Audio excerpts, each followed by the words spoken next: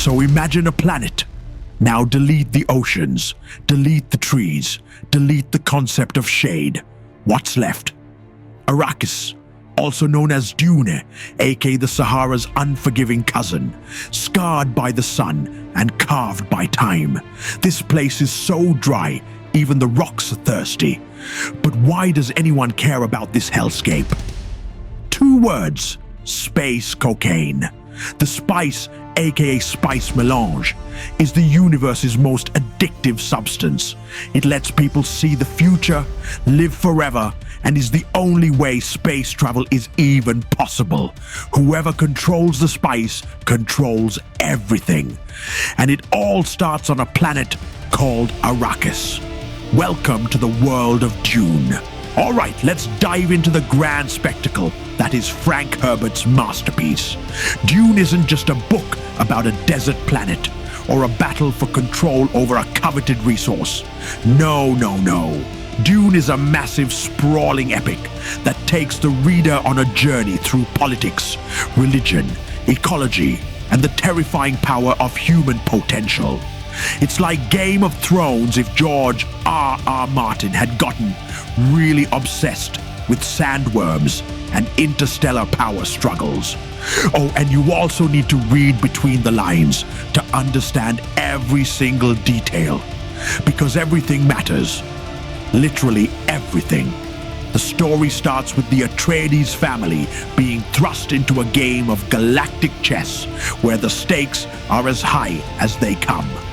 Duke Leto Atreides is the ruler of the noble House Atreides, and they've just been handed the hottest, most dangerous planet in the universe, Arrakis, aka Dune. Now, why would anyone want this hellhole of a planet?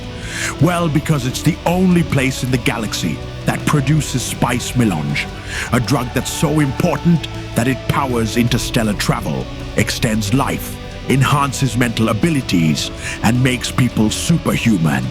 It's the kind of resource that turns ordinary men into gods, and gods into pawns. So when the Emperor of the Universe assigns House Atreides the job of ruling Arrakis, it's clear this isn't just a simple land transfer. Oh no, it's a power move in a game of backstabbing politics. And what's the best way to ruin House Atreides' chance at survival? You throw in their rivals, the treacherous House Harkonnen, who controlled Arrakis before the Atreides. Yeah, the Harkonnens are like the evil step-uncle you never asked for, but somehow inherited. They're ruthless, power-hungry, and downright disgusting. Their leader, Baron Vladimir Harkonnen, is a grotesque, manipulative monster who is about as subtle as a freight train. Now here's where things get real interesting. The Atreides are trying to run the planet and keep it together. But they're not alone on Arrakis. The planet is also home to the Fremen, a fiercely independent desert people who have been living on the planet for centuries. They've adapted to the harsh conditions of Arrakis in ways that seem almost superhuman. Think of them as the survivalists of the universe. They've got a deep understanding of the desert ecosystem. They have a powerful, almost religious connection to the planet. And they're more than capable of making life difficult for anyone who tries to control Arrakis. But there's something else going on with the Fremen too. They're waiting for something or someone to fulfill an ancient prophecy.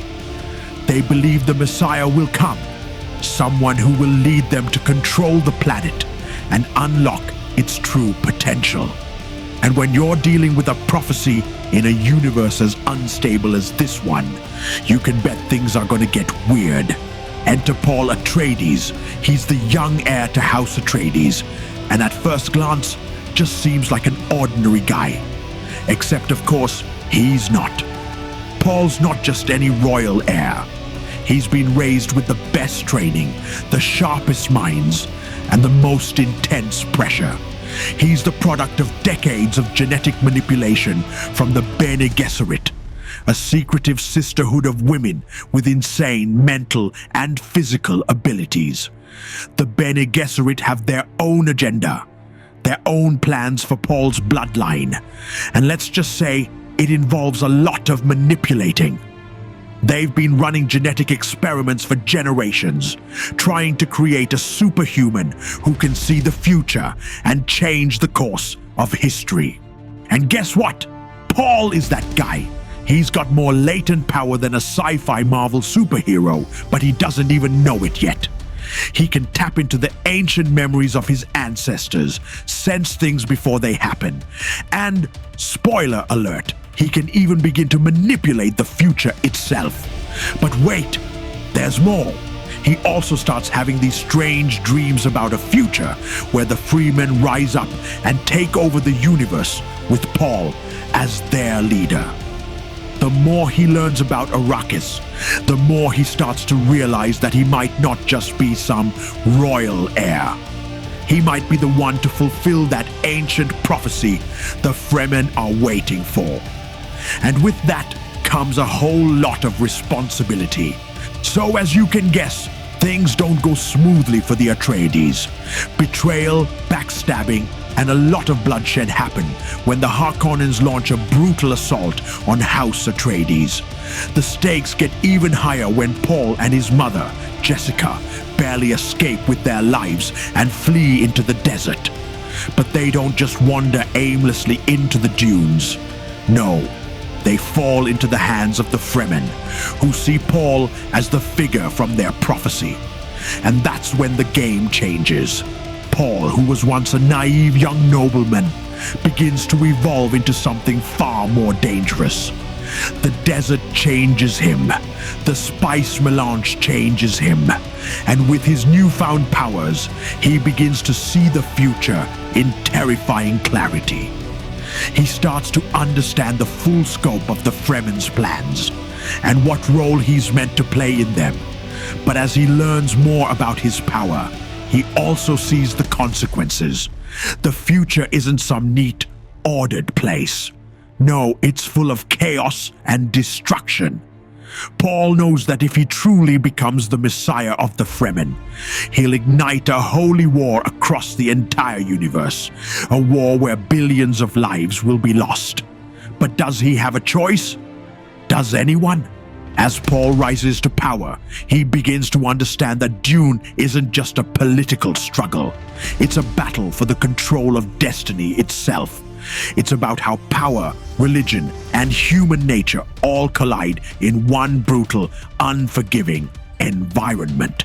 The Spice, the Fremen, the Harkonnens, the Bene Gesserit, they're all part of a much bigger, more intricate system.